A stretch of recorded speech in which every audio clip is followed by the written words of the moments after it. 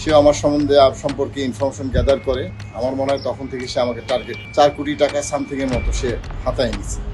লাভের প্রবণ দেখা, তারপর আমাকে আমি 70 লক্ষ টাকা দিই। আমি একজন দুবাই প্রবাসী, আমি প্রায় 30 লক্ষ টাকার মতো দিচ্ছি।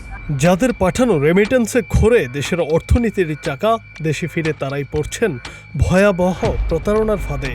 ব্যবসায় বিনিয়োগ আর রাতারাতি বিপুল মুনাফার টোপ দিয়ে প্রবাসীদের কোটি কোটি টাকা হাতিয়ে নিচ্ছে সংঘবদ্ধ একটি চক্র। তেমনই এক প্রতারণার শিকার হয়েছেন যুক্তরাষ্ট্র প্রবাসী সৈয়দ রাজু। অভিযোগ উঠেছে মিজানুর রহমান নামের এক ব্যক্তি নিজেকে বড় ব্যবসায়ী হিসেবে পরিচয় দিয়ে তাকে কয়েকশো কোটি টাকার মালিক বানানোর প্রলোভন দেখান, আর সেই ফাঁদে পা দিয়ে প্রায় 4 কোটি টাকা খুইয়েছেন এই প্রবাসী। ইতিমধ্যেই এই ঘটনায় মূল অভিযুক্ত মিজানুর রহমান, তার ভাই মশিউর রহমান সহ জড়িত চক্রের বিরুদ্ধে আইনি অভিযোগ দায়ের করেছেন সর্বশান্ত হওয়া এই রেমিটেন্স যোদ্ধা। 3 বছর আগে পান্থপথ ব্রাঞ্চের অগ্রণী ব্যাংকে আমার পার্সোনাল লেনদেনের জন্য যাই।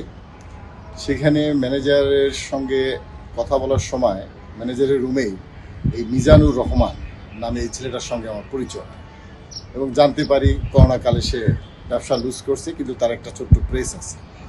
যাই হোক, সে আমার সম্পর্কে ইনফরমেশন গ্যাদার করে। আমার মনে হয় তখন থেকে সে আমাকে টার্গেট করে, আমার সঙ্গে সবসময় বস করে কথা বলতো। একটা টাইমে সে আমাকে বায়াস করে, আমি তাকে টাকা দেওয়া শুরু করি ব্যবসার কারণে।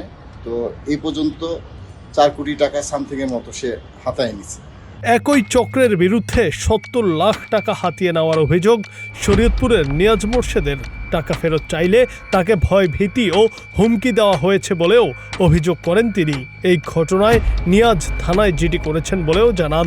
লাভের প্রবণ দেখা, তারপর আমাকে আমি 70 লক্ষ টাকা দিই। আমি যেহেতু ল্যান্ড প্রপার্টি বিজনেসের সাথে জড়িত, আমার সাথে কিছু পার্টনারও আছে, তো যেহেতু ভালো একটা বিজনেস, তো আমি চিন্তা করলাম রাজু ভাই যেখানে আছে, তো তাদের মাধ্যমে আমি এই টাকাটা মিজানুর রহমানকে আমি দিই। পর্যায়ে যখন আমি মিজানুর রহমানকে, আমার যখন মেয়াদ শেষ হয়, সেই সময় আমি যখন মিজানকে খুঁজি বা ফোন দেই বা কথা বলি যে আমার লাভ্যাংশটা চাই, তখন দিচ্ছি বলে আমাকে ঘুরাচ্ছে। তারপরে রাজু ভাই এদের মাধ্যমে টোটালি জানতে পারি যে ওরা আসলে একটা চক্র।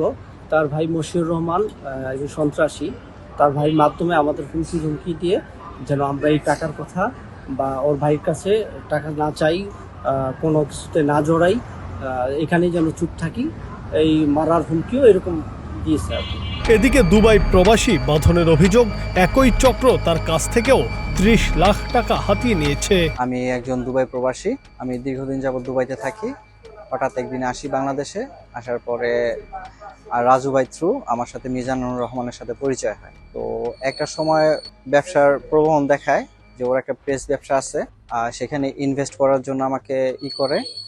তো এক পর্যায়ে আমি ইনভেস্ট করি, আমি প্রায় 30 লক্ষ টাকার মতো দিচ্ছি। তো একটা পর্যায়ে যখন সম্পূর্ণভাবে হিসাব চাইলাম, দেখা করার কথা বলে উনার আর আমি কোনো ট্রেস খুঁজে পাচ্ছিলাম না, ওনার ফোনের সুইচ অফ, ফোন বন্ধ।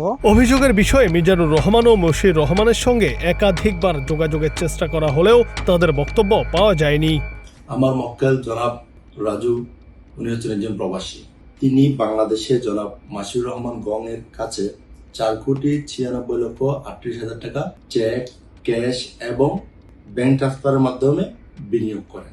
বিনিয়োগ করার পরে জনাব মাসিউর রহমান গং তা অস্বীকার করেন এবং উল্টো তাদের বিরুদ্ধে একটা ফেক বিক্রয় চুক্তি উপস্থাপন করেন। বিক্রয় চুক্তিটি উপস্থাপন করলে আমার মক্কেল জনাব রাজু তিনি ধানমন্ডি থানায় একটি জিআর মামলা দায়ের করেন 406 এবং 420 ধারাতে।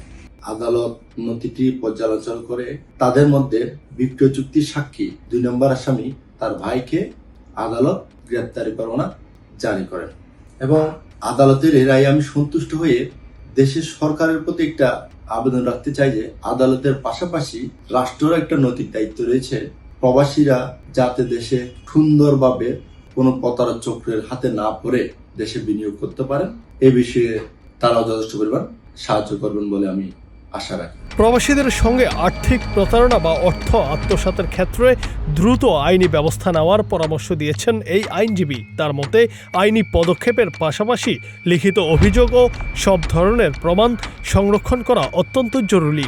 অন্যদিকে সংশ্লিষ্টদের মতে প্রবাসীদের অর্থের নিরাপত্তা নিশ্চিত করতে রাষ্ট্রের কার্যকর সুরক্ষা এবং দ্রুত বিচার প্রক্রিয়ার কোনো বিকল্প নেই। Junaid Ahmed, green TV digital.